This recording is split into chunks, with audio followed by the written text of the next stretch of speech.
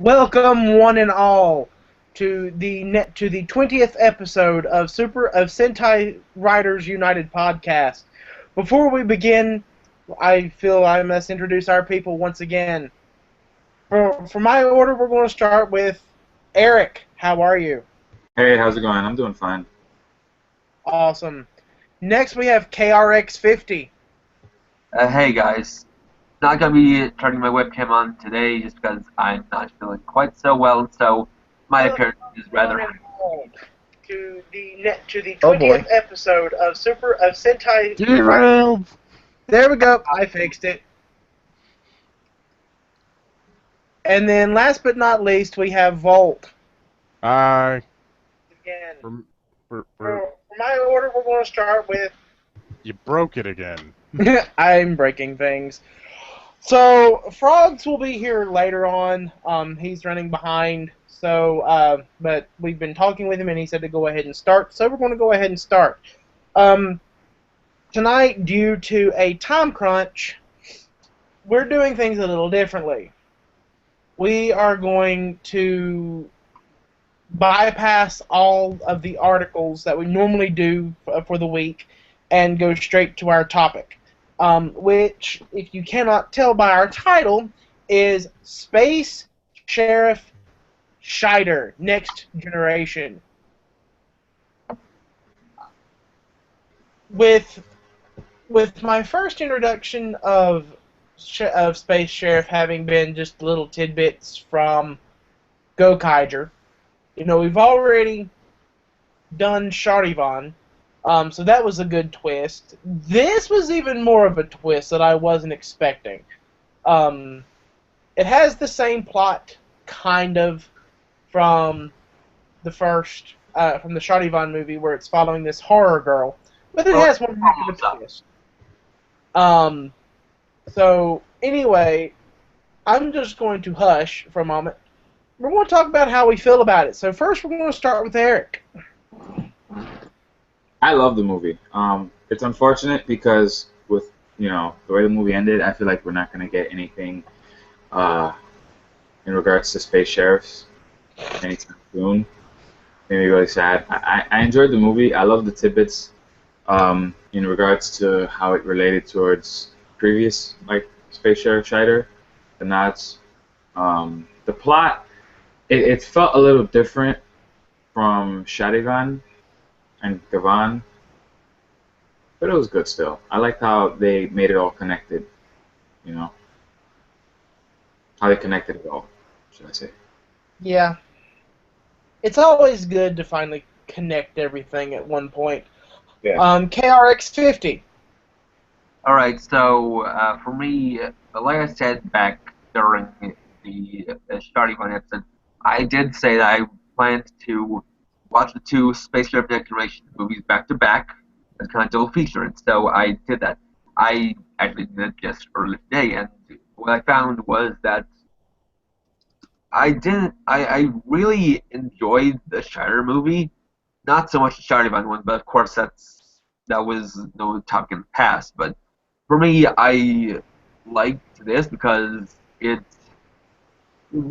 felt like it wasn't trying so hard like the Charivan movie was. Like, I felt the Charivan movie was trying too hard to be dark and gray, especially with the excess of blood. With this one, it felt like it took things more naturally. It was more lighthearted, more enjoyable. I can agree with that.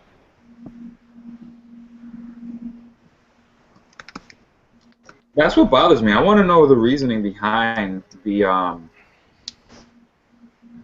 why there was so much blood in Sharivan, and Sharivan seemed more dark, and Shaider had a more upper tone to it. I mean, I'm guessing they were probably done by different directors. I think it. Before I go into mine, I think what I can say to add to this is I think it also is playing to the actors' styles. I looked his name up and everything. hang on. That played Shu. Yeah, Hiroki Iwagana. He is usually actually seen playing characters a lot like how he was as Shu in this. Like Akira Date, Eiji Ishiguro, they're all really kind of playful characters.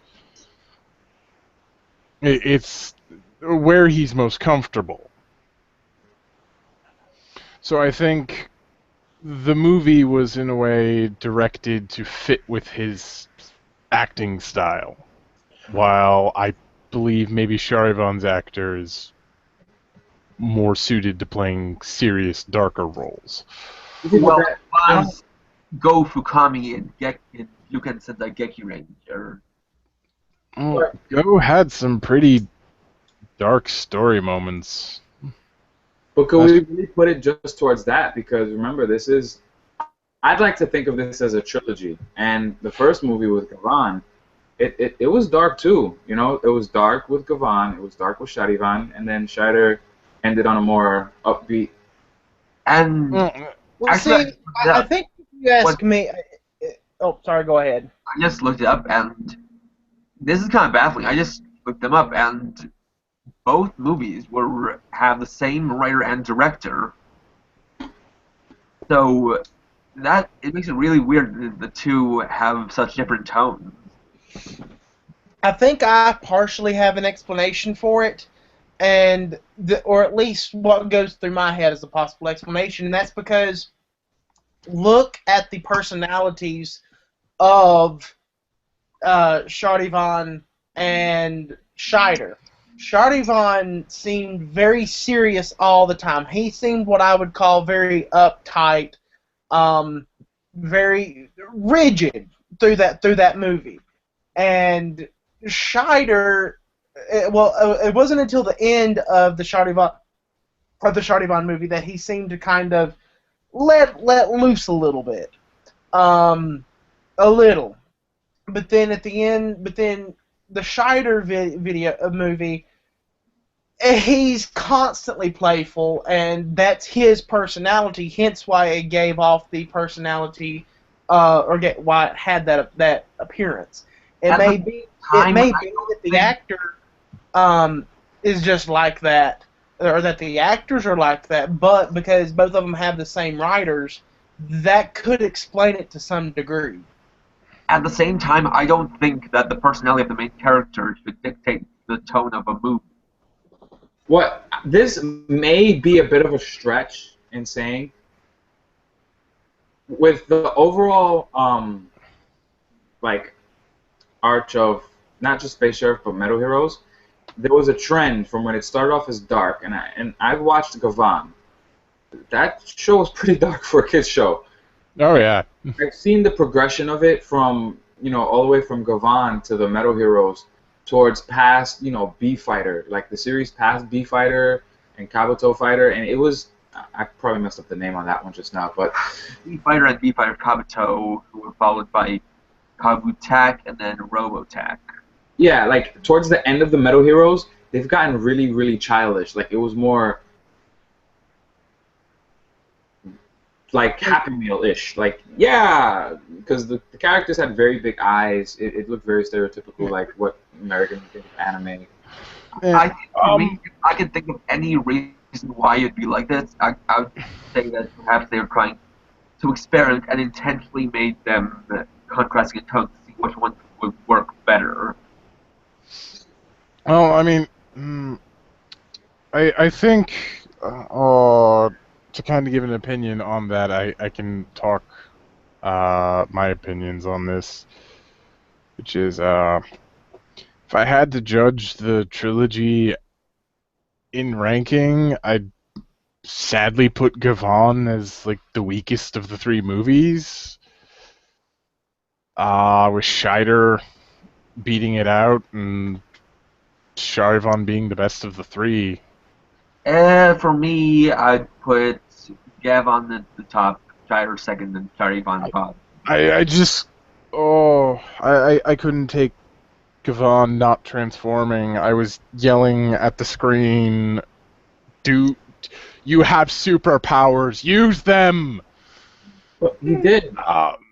Yeah, he used them like all of twice in the movie, and then one more time in the end, and then out of nowhere comes Charivan and Shaider. It's like, and then there's these, but I mean, I want to talk more on Shaider because that's what we're here to talk about. But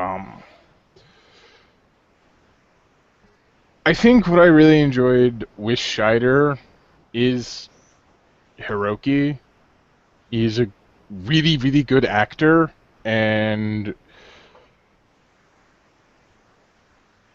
he can put body language to his lines, and they're all just enjoyable to watch, and I think that's what I really enjoyed with Shaider. The only thing that really bugged me in this was the Tammy subplot. I really did not like the Tammy subplot. Actually, when it hit the crux with her going berserk, I kind of skipped that scene. I thought she was gonna go Super Saiyan. I skipped that because it's like I've seen this 1,000 times. He's going to hug her, profess love, and it'll all go away. And that's what happened. I'm kind of a sucker for that kind of stuff, admittedly. I know I'm kind of an old-fashioned romantic when it comes down to it. So I kind of enjoyed that myself. I'm not saying it's bad. It's just, it's a cliche I've seen hundreds of times. I felt bad because with Shaider there was too much going on, that there was so much that they could have done, but they had to rush. Part of it was the romance. I didn't like the romance because I felt like it was rushed. I guess partly due to the bigger picture, which was all three of them coming together at the end. That's kind of funny because I didn't feel that there was much of any rushing in this movie, but I felt like at mostly the beginning part of Charivan, there was rushing because for that there was, I can remember, so much exposition from both the narrator and in dialogue to the point where I couldn't keep up with the subtitles. This is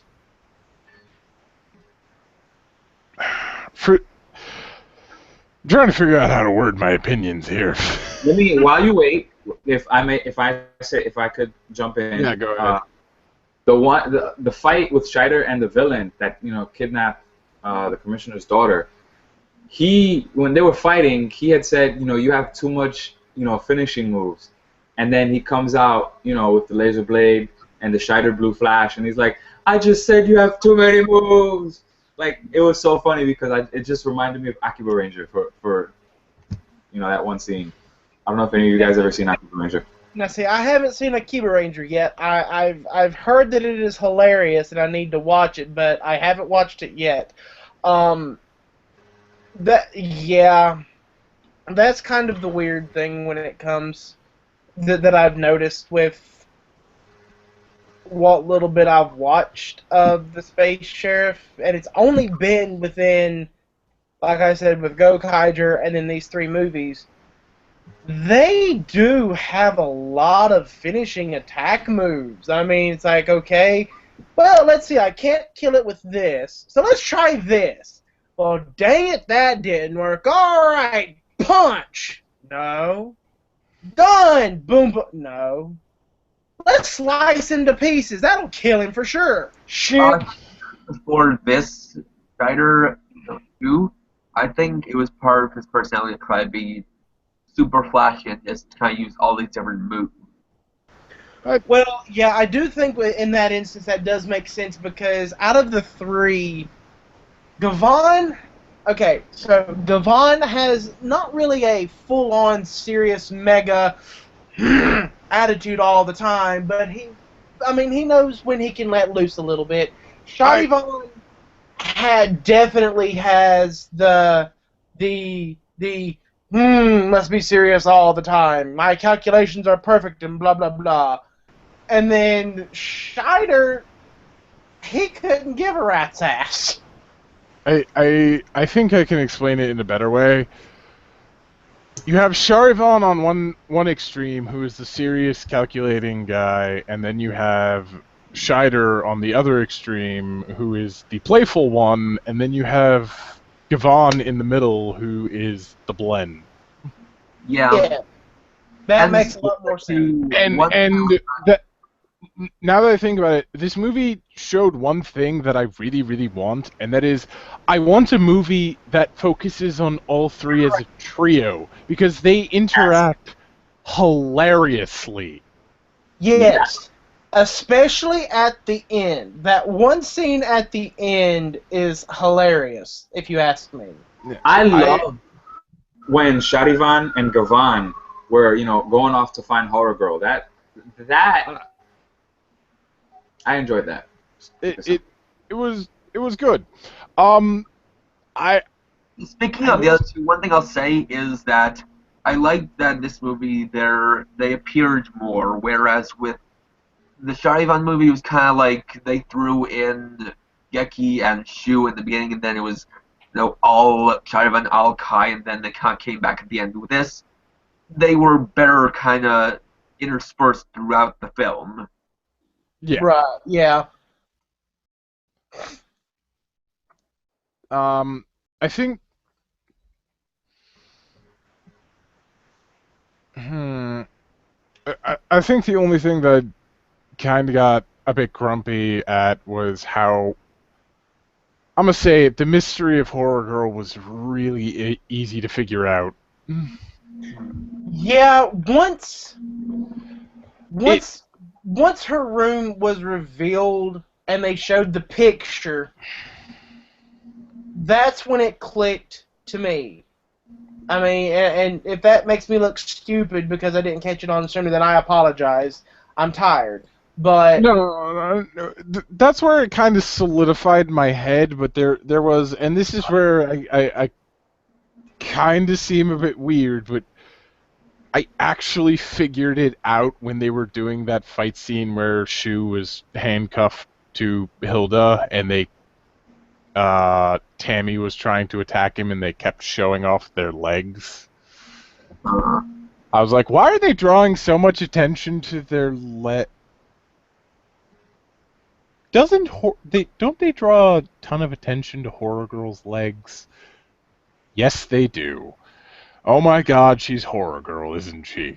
I wasn't quite able to figure it out. Although one thing I'll say on the subject is that it felt weird to me that they kind of had all her plot stuff just kind of done in this movie, because in Charivan, I remember that you'd have all these times where you'd see flashes of her.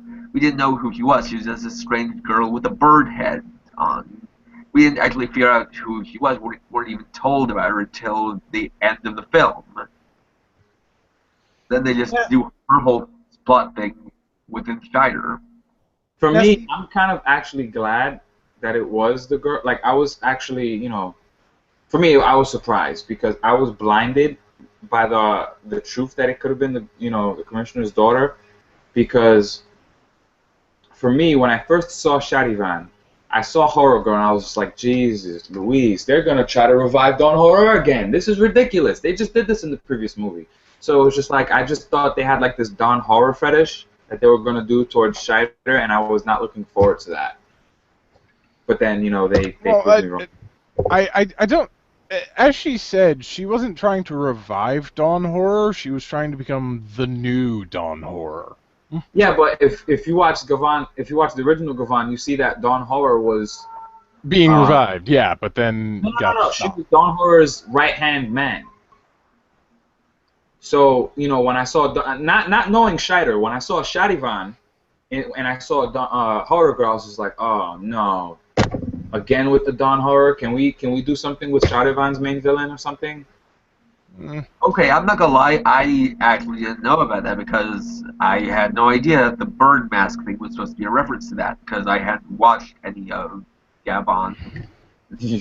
That didn't appear in the Gabon movie, so that was something I was completely unaware of. Gavon is painfully hard to watch. Yeah. The thing that kind of threw me was the fact that it was just her with a bird head. Because, with all Toku that I have seen, if they have if part of them looks like a human, but another part looks like another animal, usually their true form is that animal. So I just knew in the back of my head, this dumb broad is going to turn into some great big harpy-looking thing and wreak havoc. And it's a mask. Yeah. And I'm sitting there like, what the hell did I just... What? Yep. Like, no! You're not allowed! Okay. What? Oh man, I'm actually really mad because I spent a good chunk of time sitting down and thinking about my thoughts on this movie, and now I can't remember half of them. We all have those days, bro. Yeah, but I want to say I actually really enjoyed a lot of the action in this. It was... I don't think intense is the way to put it, but... Actually, no, now that I'm watching part of the fight scene, it wasn't as much intense. It was entertaining. And again, I think this is due to the fact that they have Hiroki Ogana playing Shu, that the fights just kind of become funny. Yeah, and I guess another thing I found funny was how there was a lot of movie where it was Shu getting beat up, and a lot of it was him getting beat up by Tammy in this very comedic style. Oh yeah, no, I'm kind of there right now. Am I allowed to say that when your hero like her? I don't know. I find it funny when your hero spends a lot of the movie being beat up by his female sidekick. Like I said, it is funny, but it then, like, when he actually gets to fight seriously and doesn't have her beating him up, you realize, oh, no, this guy's really, really powerful. Yeah. I mean, like I said, is it bad of me that I do not like her? Or that I don't like her as much as some do? Because, to me, yes, she added the bit of comedy relief that it kind of needed, or to kind of balance, or not really balance, but to kind of offset Shu. But at the same time, I'm watching it and I'm just thinking, hon, this movie, I hate saying, would be so much better without you. Or if there was less of you. Because all you're doing is kicking the crap out of him. And that's not good. Stop it. I don't think it would be better without her. I think she adds part of the charm of it. I think the subplot involving her was unnecessary. No, not unnecessary. Just it a little bit, to me, over-dominated the actual main plot. Well, for me, I found it as a very empowering. Let me explain. If for a long time you have the three space sheriffs, they had a very similar formula. Space sheriff had an assistant, with Gavan, Shadivan, and even the old Shaider. She was a scientist. With the new one, well, even with the current iteration, you had Gavan with Shetty, Shadivan, I forgot his assistant's name, and then you had the girl in Shaider, and then you had Shaider. She had a more active role in playing a hero, and she seemed more, like, for me, I was just like, damn, she's more of a badass than the main character. Honestly, I like that in the final battle consisted of both Shaider fighting as well as her fighting on her own, just her gun and her own strength. Yeah. I mean, That like, was really awesome to see. Yeah, no, that was fun, and I think removing her would take that away, and I don't want that because that was cool to watch. It's also, I mean, we got shown the old Shaider's partner with Annie, yeah. and she talked about how, yeah, she was very much like Tammy. She fought next to Shaider. That And unfortunately does also lead up to bring up the unfortunate part about the original Shaider not being in this movie, and that's because his actor passed away at the age of 37. due to Hiroshi liver Buraya. he died due to liver cancer, and Oh. because he developed a serious case of alcoholism. Yo, Frogs! The Who Reddit died? man! He made died? it! who died? The guy who played the original Shaider. Who also, funnily enough, happened to be the grandson of Eiji Tsuburaya, creator of Ultraman. Nice. Intriguing. A little bit of information. Side note: did anyone notice the styles of martial arts throughout the movie? Like I noticed with in Sharivan in the beginning when Gavan was fighting Lizard Doubler, he looked like he was using kickboxing, and Sharivan looked like he was using a style of similar to Wing Chun. I'm not able to really notice that kind of stuff. Oh well. I I saw can Shaider as tell more of a subtle wrestler. differences, and I can tell subtle differences in martial arts, but I can't tell you like full on. Okay, yes, that's kung fu. Yes, that's karate. Yes, that's taekwondo. I can tell the differences, but I don't know the martial arts enough to be able to say that's what that one is. Yeah, I saw Shaider as using more of like some sort of Greco-Roman wrestling type of deal there. Yeah, right. I was able to notice that he had kind of a wrestling style to him. Yeah. But I couldn't really pick out. I might have to watch it again for Shaider. Because I was just so enthralled of the fact that it was finally coming to an end, and I was just so sad. But I noticed Gavan in the second movie. He looked like he was more using kickboxing, and then Sharivan looked more like he was using Wing Chun. Oh yeah, no, I kind of see that. I don't know what Wing Chun is, so I wouldn't have been able to recognize it. That's one of those. It's not necessarily lesser known, but it's not as widespread known as like jujitsu, hapkido, aikido, or any of those. Because I've never heard of it. Yeah.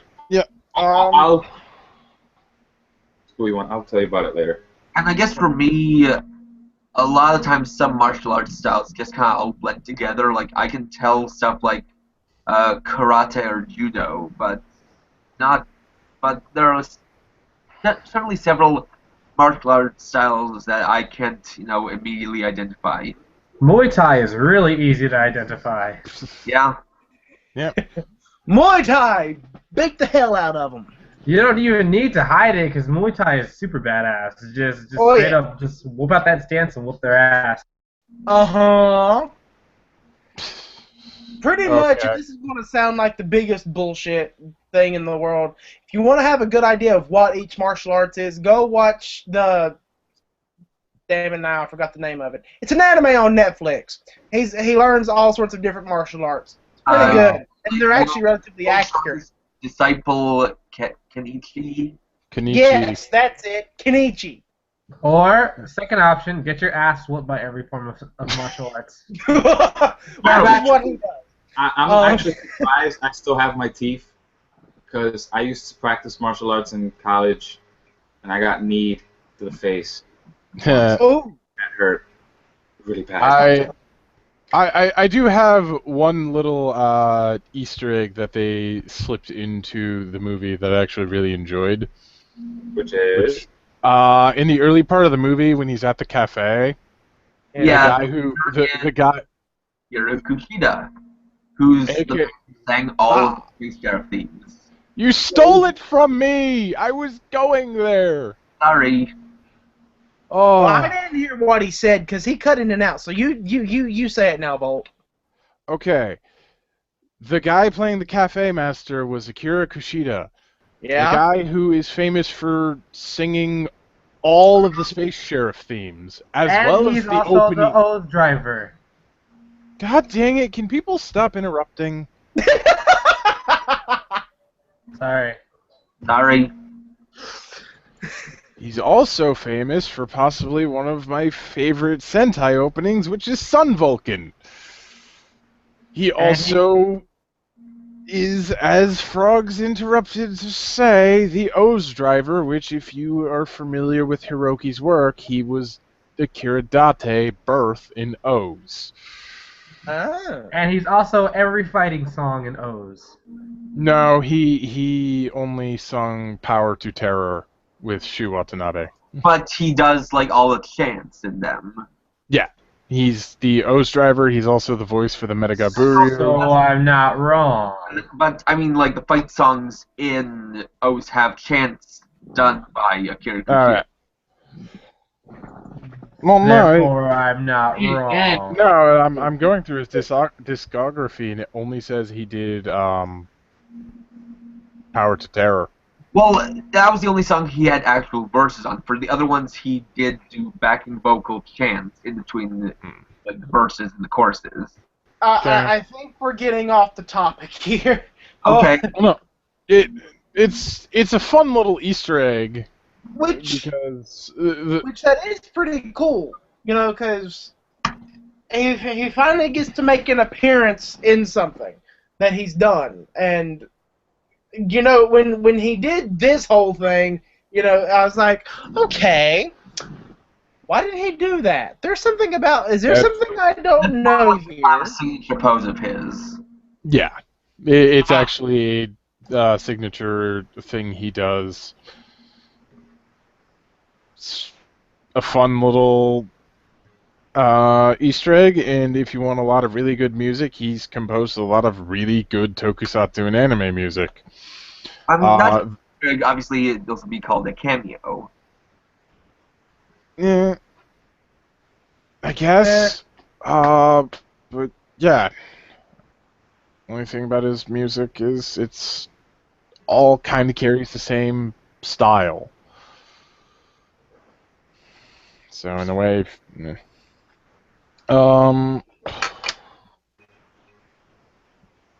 anyone got anything else they want to say?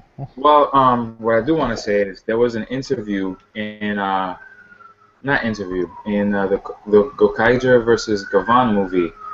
One of the directors, he was talking about the costume of Gavan, and what he said was he's surprised how after all these years the suit still has like a modern feel to it.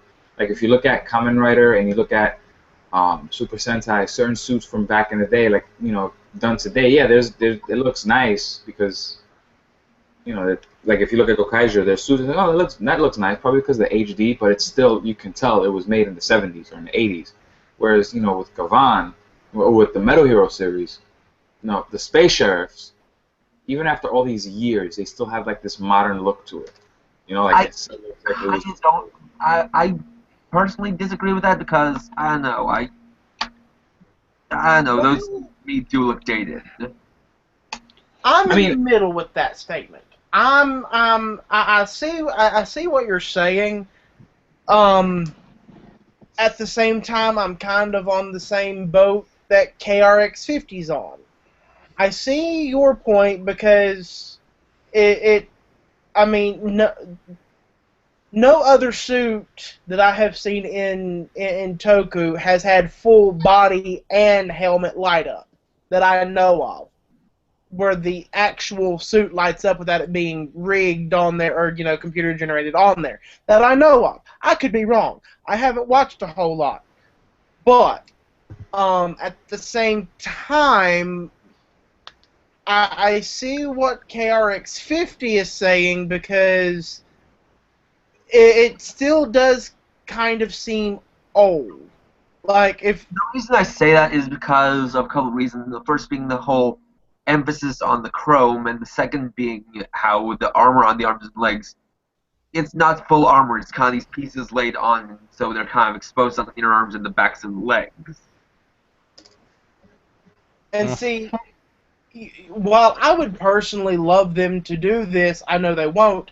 I would personally love to see them do something similar to what they've done with Gavan, Shadivan, and Shaider with B Fighter with Juko B Fighter and B Fighter Kabuto.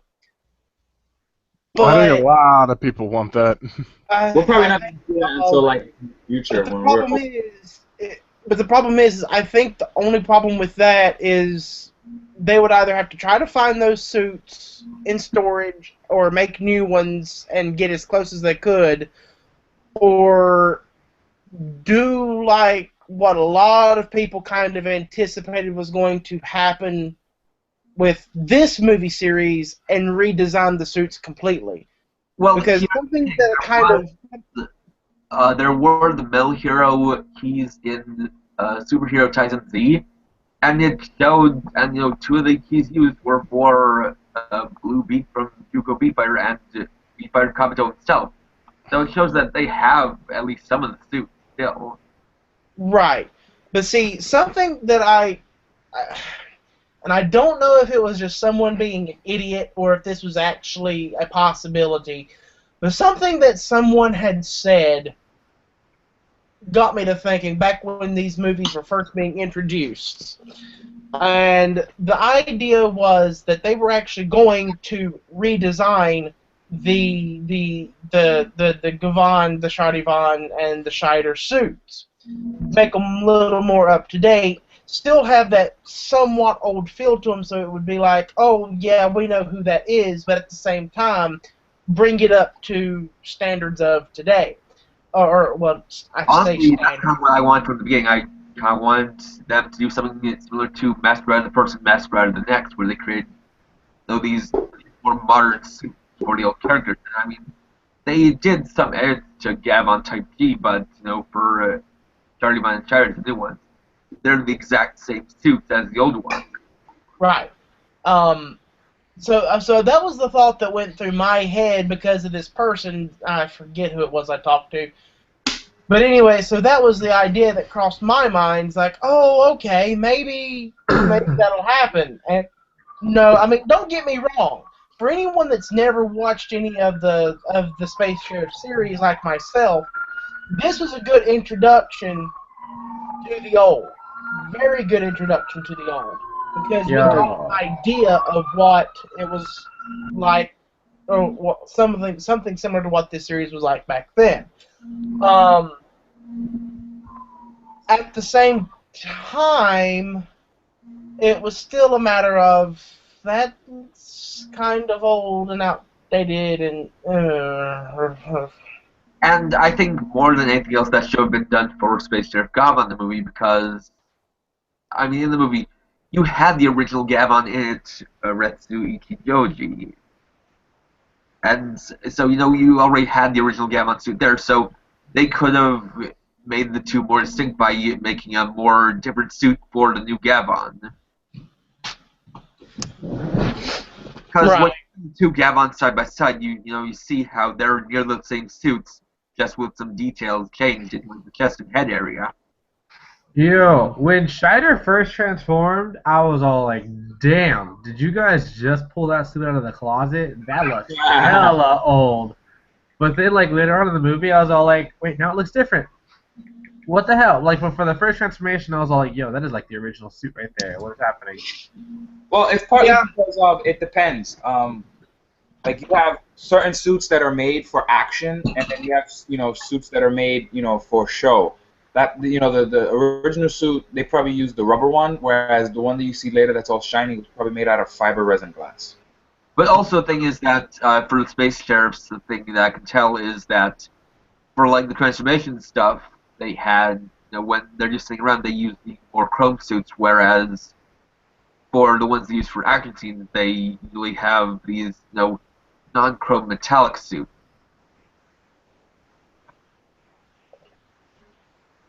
I don't know. I really wasn't paying attention specifically to the suit individual, like, okay, this is the display one, this is the fight one. I was just looking at overall the general design of it. That's what's made me cross through my mind that maybe maybe it's time for an upgrade. I guess why I I did update was because when you look at those suits, you see that those were kind of like the aesthetics of what was thought to be futuristic or high tech back in back in the time when those shows were on the air, not so much modern sensibilities of high tech and futuristic. What was that? I know a very decent term to describe what the suit's aesthetic is these days, and it's from a really nice third-party Transformers line called Retro Future. Mm-hmm. And I love Retro Future stuff. These suits made me happy because they're different. Mm-hmm. But that's really all I can say on the suit, because I mean, other than Gavan Type G, who I still think just looks like regular Gavan, I like the fact that they used the old suits. I mean, like I said, don't get me wrong. I'm kind of in the middle with it. I'm in the middle with it because on one side, it's a great thing to have the old suits because you see the old, and you for anyone that watched that series when they were growing up, watching it with their kids now, watching these movies with their kids now, they're like, yeah, sure, well, awesome. But at the same time, now that it's being passed down the line to different people, see, the way that I've always looked at it with these suits, especially with the Gavan, the Shaider, and the Shardivan, from what I've seen, it's not like they have an actual morpher. Okay, it's just particles that are floating in their ship that get processed down to them. No, so they have to get permission to transform, like when like in Superhero Tyson Z, when Gavan's suit was locked temporarily. I'm using that as a generic term. Admittedly, they kind of threw that out the window for these movies. Say what? Say what? I said they kind of threw that at the window for these movies because you never actually hear them getting said permission. They just do it. It's the way it works for these movies, and actually I'm happy it went this way. Though then I questioned, why didn't they lock the suits when Gavan and Charivan went AWOL? Yeah. Oh well.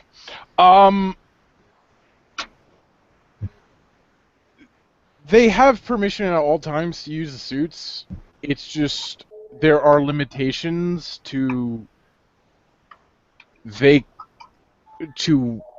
how and when they can, because in a technicality, the ship they go around in is their morpher. Be in near proximity to them to actually beam down the suit. And it's technically also their transformation device because it contains the technology to send the suit down. Yeah. And so, without the ship, no heroes. Kind of makes you wish they would update the suit or update maybe the gear because it's really notable in this movie where you see all three of them together is they all have the same weapon, the laser blade, which is a very generic looking sword. Yeah. I actually like that because it's shown that the laser blade is just standard equipment for a space sheriff, and it'd be weird for standard equipment to all look different. Well, it is different. It kind of different.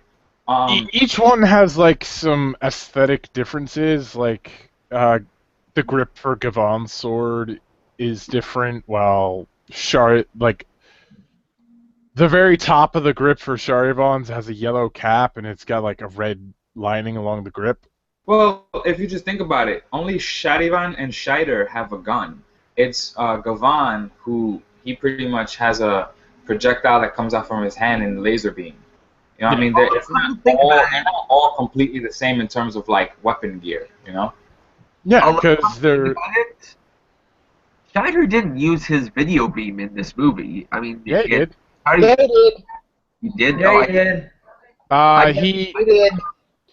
He used it again in the final battle, but it was super quick. It was just like he pulled it out, and then the monster said you had too many special attacks. Okay, Yeah. so he just didn't use it enough that I actually forgot. Oh yeah, that scene was super funny. But like, yeah, in the Sharivan movie, he uses the Crime Buster like a considerable amount, and so like must have not been paying attention because I actually either like didn't notice that or just forgot that because yeah, I didn't have a gun. Yeah, he does Shaider punch, then immediately pulls out the video beam gun, shoots a couple times, then does the kick, and then pulls out the laser blade. Okay. I think with that final battle, he's just running through everything so quick. You're just like, wait, what does he have? Okay. Yeah, because he's pretty much jumping from this attack to this attack to this attack to this attack, and then he pulls out, like you said, the laser blade and does the finisher. But it's just like boom, boom, boom, boom, boom, boom. Good Lord, have mercy! My head's spinning from all of this. Yeah, but again, the thing is, they're the space sheriffs who are part of an organization, so it makes sense that the blades look the same because they're standard issue. I think the guns are different because I have no idea why the guns look different, but the blades are the same. I mean, even if they're standard issue, they're still very generic looking. Like, it's a very simple handle with a very simple blade. Yeah. You know, even if it has laser attacks, it still makes it kind of boring. Yeah. Well, I think to me, what makes each one unique in its own way is that they all have different ways of gripping the blade. I have noticed that it seems like one or two of them grip it like one person. Why? Who is messaging me right now? You should throw things at them. One thing I noticed is that Shaider holds the blade, like almost is holding the blade itself. One of them holds it backwards, I think. Holds it to where the grip. I believe that would be Gavan. Yeah. And then one isn't he a two-handed? No, they all wield one-handed, but I think Charivan for his finisher uses two-handed. Yeah, see, I'm thinking more so the finisher, because I know one of them, the finisher, they hold the blade to where if they did this, the blade goes down. One of them is a single-handed, and then one of them's a double-handed for their finishers. Yeah. All right. Okay, we're talking about equipment too much, and I'm going through the movie again. What else in this movie can I talk about? The ending. Actually, no. I know what I want to talk about. Well, I found the Tammy subplot a little annoying. I absolutely adore the chemistry between the two characters. Yeah, I think that's something that was missing from Shari. Holy crap! I have never. There was not much chemistry there. Like, there wasn't any chemistry between Seiki and Eileen, nor was there any between Kai and Shishi. But here, there was lots of chemistry between Shu and Tammy.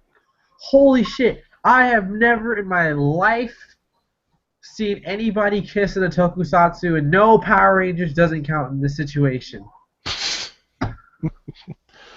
You have never seen Except, what?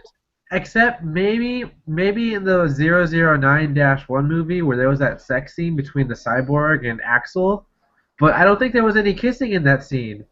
No, No. I actually was kind of taken aback by the fact that it's like, wait, is that an actual? Huh? Did that happen?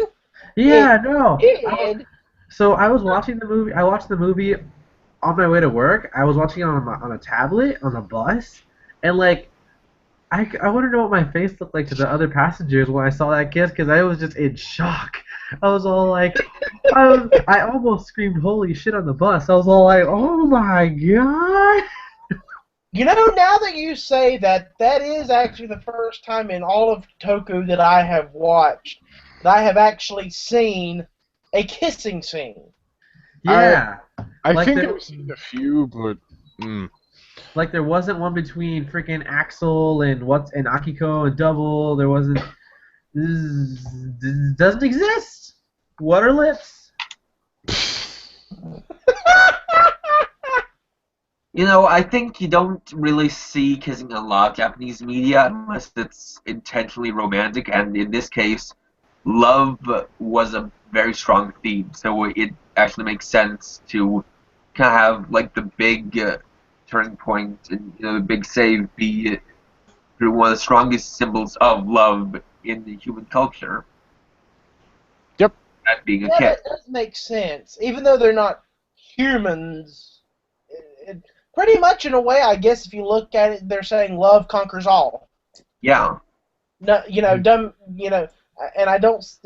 mean, when I say dumbing it down, I don't mean, making it stupid for anybody to understand, but dumbing it down, that's pretty much what that sums up what was said, because in this instance, it's what brought her out of her fit.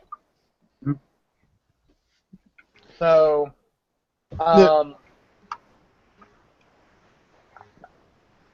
yeah. go ahead. I'm at the point where like she comes out of the berserk rage and they do the hug, and I'm like, this is adorable to watch, and it's funny when they're like, oh wait, crap, the villain's still out there. Yeah. Yeah, I was expecting some type of berserker from like Shaider, but like Maximum Shaider or something. I kind of thought Tammy was annoying for most of the movie. I found the think we subplot a covered that little. before you got here. I kind of said that, and I made the comment that the movie could have either been better off without her or just less of her. And I do see the good that she has done that she did for it. So I do see why it would be bad to take her out. But at the same time, can we not have her as much? I mean, all she does is kick the hell out of poor Shu. It's just like, really? Poor guy. He's getting abused by his partner. Damn. I wouldn't want to have her as my partner. I'd be like, no, get her away from here. I don't think removing, Kind of like a I said, standard, admittedly, that when men beat up women, it's abuse, but when women beat up men, it's comedy. And Yeah. you're delving into social issues that I don't want to talk about at the moment. Yeah, let's not even get into I'll that. say that it's That is so kind funny. of double standard, but I won't go any further. Yeah, let's not get I will into say that. one thing that I think Entire big debate on it. Let's not even go there. Yeah, let's not, please. I will say one thing I actually enjoy about Tammy and why I don't think I'd ever want her removed from this movie. I forget the name of Gavon's partner. Kelly. Shelly. Yeah, like Shelly and Shishi were in a way kind of just quiet and not as involved with the cases as Gavon and Charivan are. As a woman should be. I'm kidding. No, I'm kidding. I'm kidding. Hey, bro. Oh, I'm get the kidding. stick. I'm kidding. Oh, I'm so sorry. Not even kidding. Oh. Someone could just like find this and blow it out of proportions. We have I've got to see. Sentai Writers United do not condone that message. We do Ladies not and I'm condone so sorry. right No, I was kidding. That was. Ladies and gentlemen of the Tokusatsu audience that watches Sentai Writers United, we here at Sentai Writers United do not condone social, domestic abuse or any form of violence thereof, nor do we agree with certain type of gender roles in society. We personally It was a joke. equality Yeah. for all. I know, The but whole sometimes a joke can be blown out of proportion. So that's what we're trying to avoid here. We believe in equality for all, and Yeah. anything we say here It's a joke. it is done in jest. Well, when we make comments like that, we are typically joking. Yeah. But to finish my thought there, I actually like that Tammy swung to the other extreme, and she's like, I don't need to listen to him. I'm gonna go do this. Like, it's a very proactive role. Basically, she was proving herself to be very independent. She worked with him, but if she ever was put in a position like she was put in this movie, she would do what she had to do to get the job done. Well, And it's I think KRX put it right. In Shelly and Shishi's role, they were much more reactive, but Tammy was very proactive. And I actually really liked that. I think the only thing that would made me like that even more is if she had her own sheriff suit. But Yeah, and I guess we wouldn't get anything like that until Steelbond. yeah, And I really doubt we're gonna get anything after these two characters. I'm really hoping that they do one more Next Generation movie that has the three of them teaming up. I Yeah. hope they do. that would be fun. Because while, yeah, Shu and Tammy have great chemistry, what little we had of the three together, the Space Sheriffs have amazingly good chemistry. Well, if you remember the ending, I feel like we're not gonna get one with the way that movie ended. Yeah. I don't know. See, God, Horror Girl, I was all like, are you fucking kidding me? You gonna tell me in this movie who Horror Girl is? Can't we just have another movie where we find out how cute she really is? Like, damn. Admittedly, I think it would have helped if they had mentioned that Horror Girl was also the name of Don Horror's original, like, assistant. Because I don't think they brought that up. Nope. no. That's something you have to pick up if you watch the previous series. There's a lot of. I didn't even know that. Yep. I think with how the ending went, it's very open to... It's an ending that is... If we don't get another movie, that's okay. But if we do, there's enough of an opening that we can continue. Yeah. Yeah. Which I'm really happy about, because I actually do want more. I want more. I want more Metal Heroes. We've seen a lot of. I mean, we got a new... I actually forget. Is Inazuma one of the Metal Heroes?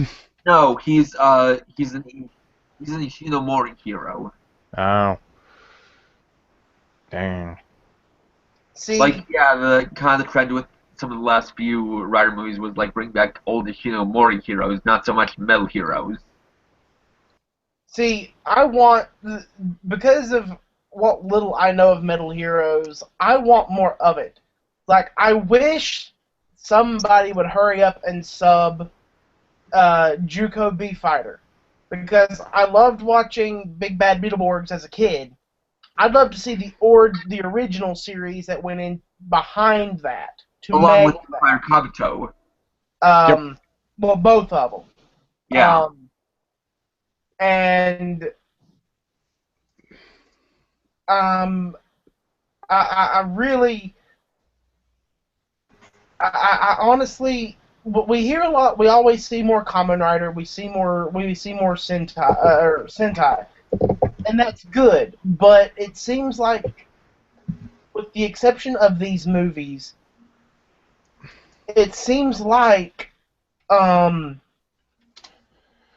Metal Heroes is dying out. Let me explain that. Let me explain that, if I may. That's because Toei is weird like that. If you look at recent, I'm gonna delve off in a second, but it makes sense. So just listen. Recently, there was an announcement made for Pretty Guardian Sailor Moon Crystal being aired on live TV. There's no way that's gonna air on Superhero Time. Number one, Toei's baby is Pretty Cure, and that makes a lot of toy money.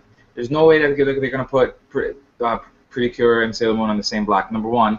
Number two, it's two different. I guess you can make the argument it's two different audiences, but whatever. The fact is, Toei has certain things that it loves and it'll coddle, being Pretty Cure, Kamen Rider, Super Sentai.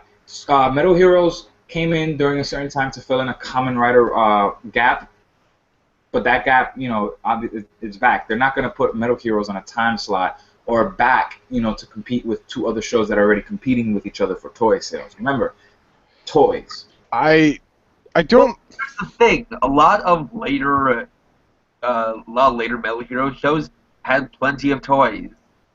But remember, that was during the dying out era, and at some point, Kamen Rider came back.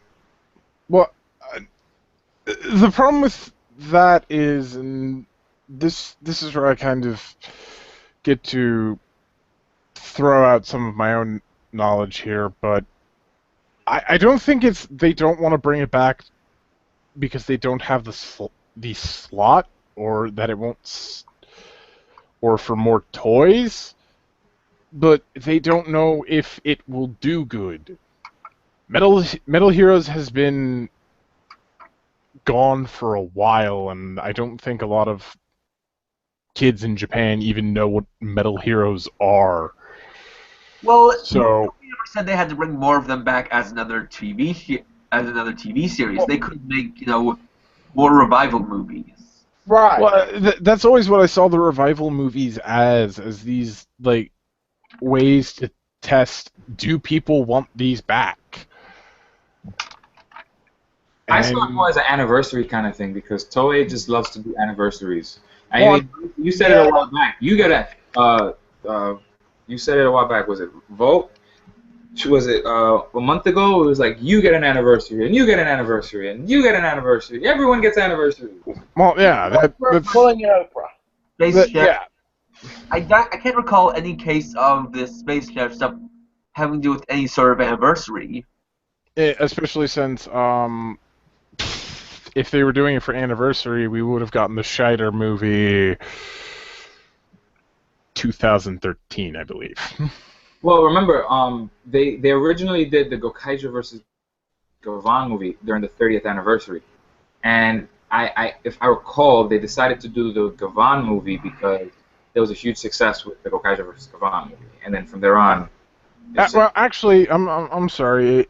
Technically, last year would have been Scheider's anniversary because he was 84. I thought he was 83, and no, that's Charivan. So they were anniversaries in a way, but I don't know. They weren't advertised as such. Yeah. I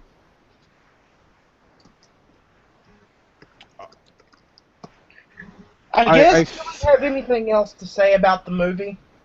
Not really.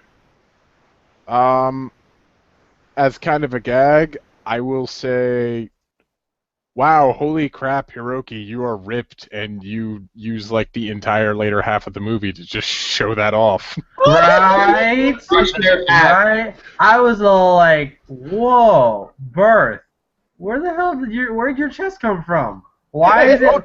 Dude, I was like, can you put on your shirt, please? Oh, I don't want to see your abs. For a while, actually. I remember that. I remember pictures from a few years ago of him showing off his muscle. He's for a long time had a body like that.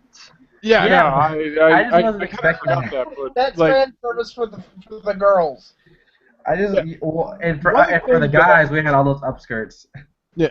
One thing I kind of laughed at is when they return to the base and bring Hilda back, they walk in and Shu is just wearing the jacket open and he doesn't have a shirt, and it's like, What, were you in so much of a rush you couldn't go to a closet?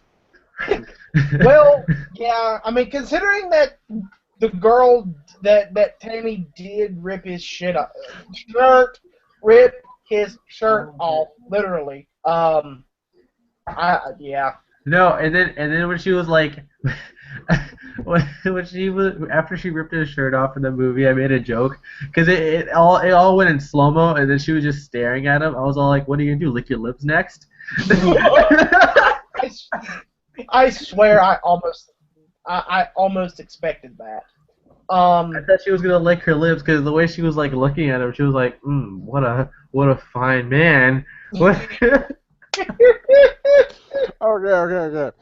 Okay, so let's get to some final thoughts. I'll start off. For me, I'd say that while this whole Space Chef revival project has kind of been a mixed bag for me, I'll say that Shaider was, in my opinion, a really good way to end it off, and I hope that this leads to more Metal Heroes getting some kind of revival, either through movies or like television, like maybe short television series. Toei, if you're listening, hint. I know one thing. I want to have a revival movie. I actually have two things I want to actually have a revival movie. One is a Metal Hero. The other one is just, I believe, another Ishinomori hero, and that is Toei, if you're listening to me, Zubat the Next Generation. And if that doesn't work, then Seikai Ninja send Jiraiya, please. There's an obscure one for you to Google. I love the movie. Go watch it. Bye. My final thoughts on this is I enjoyed it. I think the sheriff detective part of it was a bit predictable. Like Sharvon, I will definitely say Shaider is my number 2 for the trilogy. And it is a very solid silver medal. And a very good way to end a trilogy.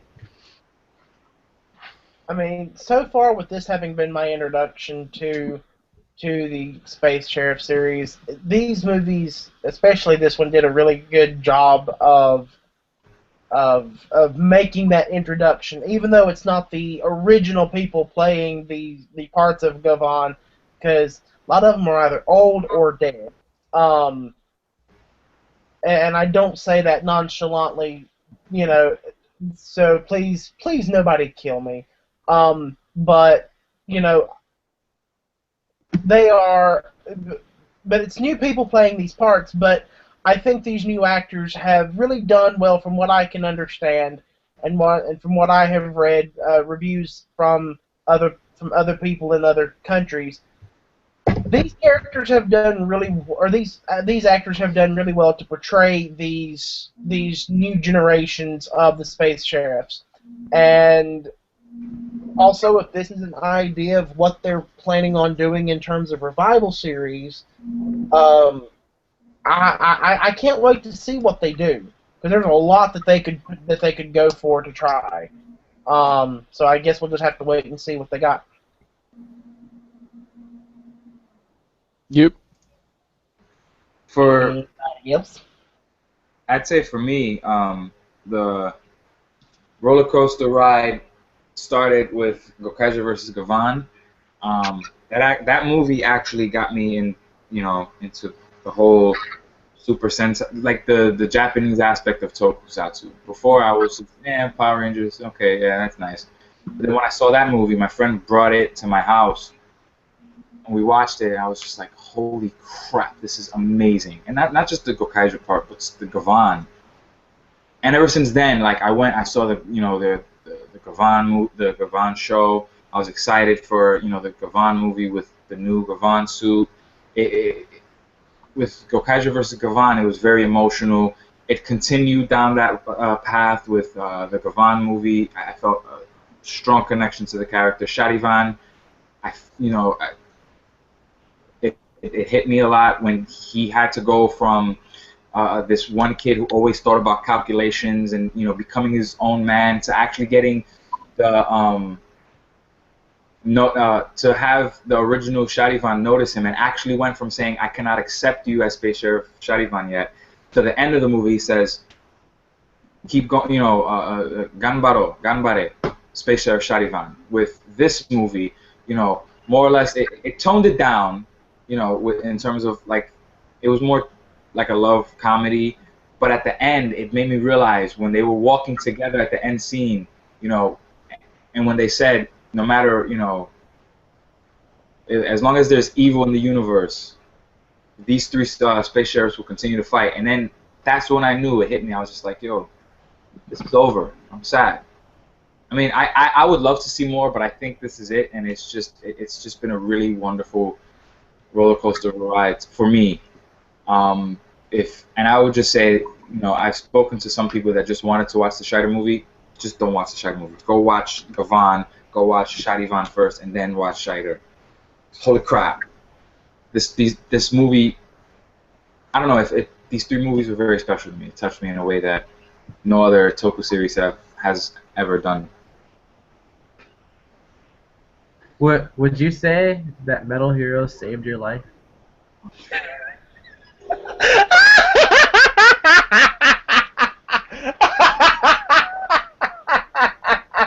God damn it, Bob.